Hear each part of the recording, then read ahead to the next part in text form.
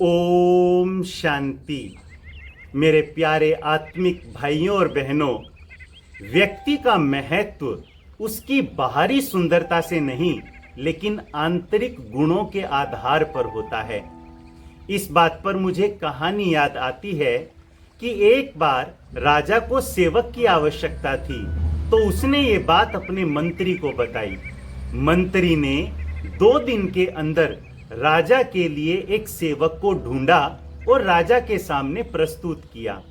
राजा सेवक को देखकर खुश भी थे, परंतु अपने मंत्री को कहने लगे कि सेवक मिल गया इस बात की तो खुशी है, परंतु ये दिखने में इतना सुंदर नहीं है। मंत्री को बड़ी हैरानी हुई। खैर, राजा ने उस सेवक को अपनी सेवा में रख लिया। कुछ दिनों के बाद गर्मी के मौसम में राजा ने सेवक को पानी लाने के लिए कहा।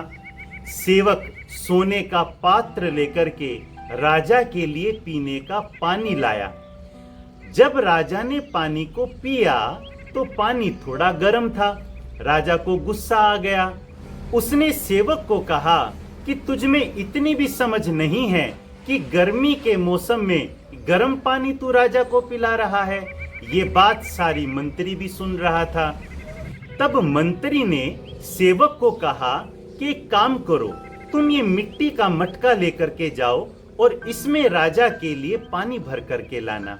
सेवक ने ऐसा ही किया और मिट्टी के बर्तन का पानी राजा को पीने के लिए दिया तो ये पानी ठंडा था, जिसे पी करके राजा को तृप्ति का अनुभव हुआ।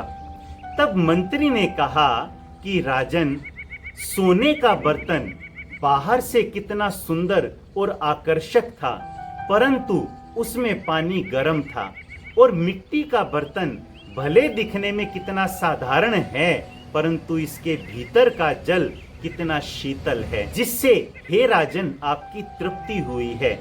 इसलिए बाहर के रंग रूप को देख करके किसी व्यक्ति या वस्तु की कीमत को निर्धारित नहीं करना चाहिए।